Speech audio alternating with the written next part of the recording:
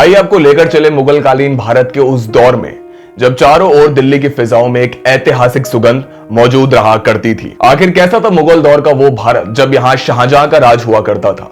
साल 2008 में रिलीज हुई आशुतोष गावरकर की फिल्म जोधा अकबर देख बहुत से लोग इस बात को महसूस कर सकते हैं कि आखिर कितना खूबसूरत था भारत का वो मुगल दौर। कई शायरों के अनुसार तो ये वो समय था जब दिल्ली के बाजारों में दूर तलक इत्र की खुशबू आया करती थी। ये वो दौर था जब हिंदू और मुसलमान एक दूसरे को आदाब कहकर मिला करते थे।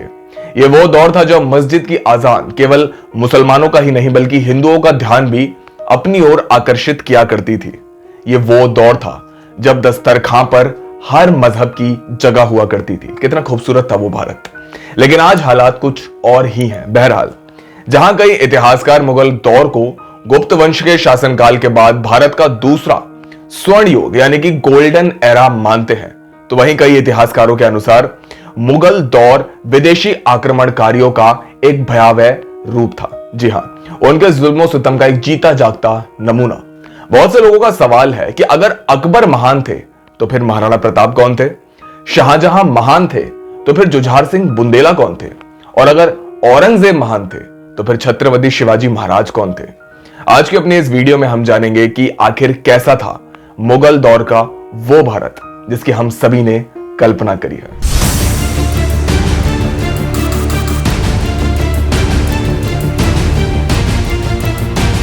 नमस्कार आप सभी को दोस्तों, मैं हूं आपके साथ मिहिर जैन और आज मेरे साथ है कैमरामैन उमर अंसारी। मुगल कालीन भारत में मुगलों का दरबार बेहद खूबसूरत और कीमती हीरे जवाहरात से सजा रहता था।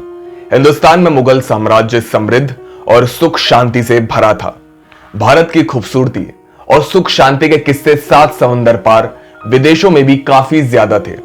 मशहूर इतिहासकार बनारसी प्रसाद सक्सेना अपनी किताब हिस्ट्री ऑफ शाहजहां में साफ तौर पर इस बात का बखान करते हैं कि शाहजहां की डील डॉल कैसी थी, असल में शाहजहां दिखते कैसे थे।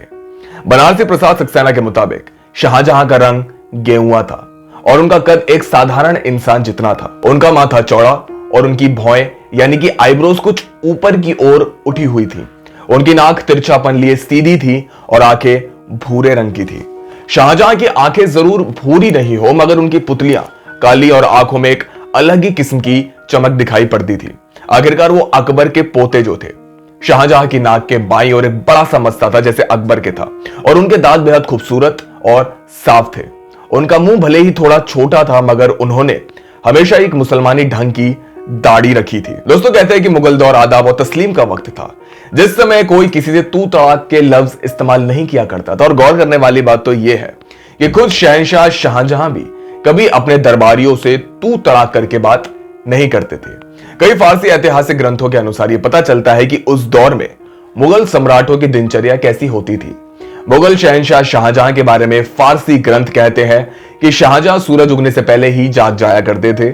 नींद से जागने के बाद वो इबादत के लिए वजू किया करते और फिर मस्जिद में जाकर अपने मुसल्ले पर बैठ नमाज के वक्त होने का इंतजार किया करते थे। नमाज अदा करने के बाद शाहजहां उजाला होने तक माला फेरते रहते।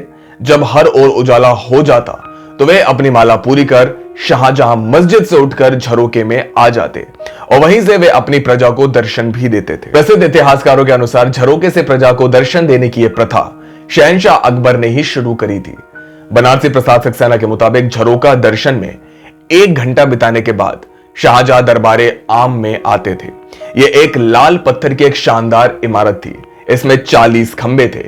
ये सारी खूबसूरत आकृतियां जिसमें नायाब खिड़की भी मौजूद थी, सब सफेद संगमरमर से बनी थी। इनमें चित्रकारी की अद्भुत सजावट भी हुआ करती थी और अलग अलग किस्म के फूल जड़े होते थे। आगरा के किले में मौजूद दीवाने आम की सजावट काफी सादा थी यानी कि बहुत ही सिंपल डेकोरेशन, मगर दिल्ली का दीवाने आम बेहद नायाब रत्नों से बना था जो कि आज के दिल्ली के आगरा में स्थित है। दीवाने आम से निकलकर सम्राट दीवाने खास जाते थे। आगरा और दिल्ली दोनों स्थानों के दीवाने खास का निर्माण शाहजहां के राज्यकाल में ही हुआ था। शाहजहां ने ही बाद में ताजमहल का भी निर्माण कराया था। आगरा के दीवाने खास का विवरण जीन बैप्टिस्ट टैवर्नियर ने अपने कई लेखों में दिया है और दिल्ली के दीवाने खास का मशहूर मुगल इतिहासकार मोहम्मद वारिस ने। इन दोनों ही मशहूर इतिहासकारों ने ऐतिहासिक दस्तावेजों में इस बात का बखान अपने साफ लेखों में साफ शब्दों में कई बार किया है। यहां शाहजहां वे तमाम काम किया करते थे जो राजनीतिक कारणों से खुलेआम नहीं किए जा सकते थे। यहां बात हो रही है दीवाने खास की। मुगल दौर में शुक्रवार के रोज ज्यादातर मुसलमानों की छुट्टी हुआ करती थी और इसी वजह से उनकी जगह हिंदू शहंशाह की सेवा किया करते थे, यानी कि शहंशाह के साथ मिलकर काम किया करते थे।